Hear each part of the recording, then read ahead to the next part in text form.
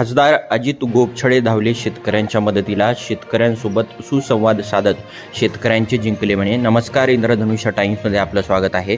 काही दिवसांपूर्वी झालेल्या जोरदार मुसळधार पावसामुळे धर्माबाद तालुक्यातील शेतकऱ्यांचे शेतपिके, घरदार, जनावरांसह इतर मालमत्तेचे मोठ्या प्रमाणात नुकसान झाले आहे.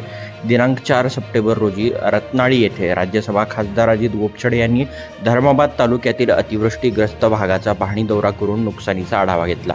या पाहणी दौऱ्यात शेतकऱ्यांशी सुसंवाद साधत त्यांच्या अडचणी जाणून घेत उपस्थित कर्मचाऱ्यांना ती समस्या तात्काळ सोडवाव्यात असे निर्देश यावेळी खासदार अजित गोपछडे यांनी दिले. अतिवृष्टी बॅकवॉटरमुळे शेतकऱ्यांच्या शेतपिकाबरोबरच राहत्या घराचे, जनावरांचे व इतर मालमत्तेचे प्रचंड नुकसान झाले आहे.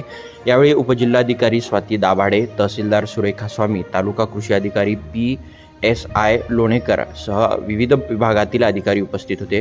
खासदार अजित गोपछडे यांनी आपले प्रश्न शासन प्रशासन स्तरावर तातडीने मार्गी लावू असे आश्वासन दिल्यामुळे शेतकऱ्यांना मोठ्या प्रमाणात दिलासा मिळाला. 1983 पासून अनेक गावं बॅकवॉटरमुळे त्याचे त्रस्त आहेत. राज्यसभेचा खासदार म्हणून या भागामधल्या सगळ्या लोकांचे विषय जाणून घेण्यासाठी आज आमचा 2-3 तालुक्याचा दौरा चालू आहे.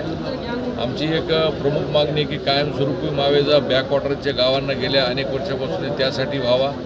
सरसकट अनुदान देताना पीक विम्याचा देखील आणि अतोनातचा आणि नदीकाठच्या गावाचा देखील मावेजा मिळावा. गावांमध्ये आता परिस्थिती अवघड झालेली आहे. पीक संपूर्णपणे हातातून गेलेलं आहे. रब्बीची पेरणी करायला हातामध्ये नसल्यामुळं माननीय मुख्यमंत्र्यांना विशेष आर्थिक पॅकेजची मागणी करणार आहे.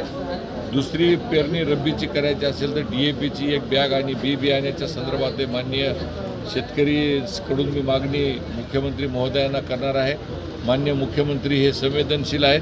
निश्चितच नांदेड जिल्ह्याला एक चांगलं पॅकेज देतील आणि येणाऱ्या दिवाळीच्या काळामध्ये आमच्या शेतकऱ्यांना उभं राहण्याची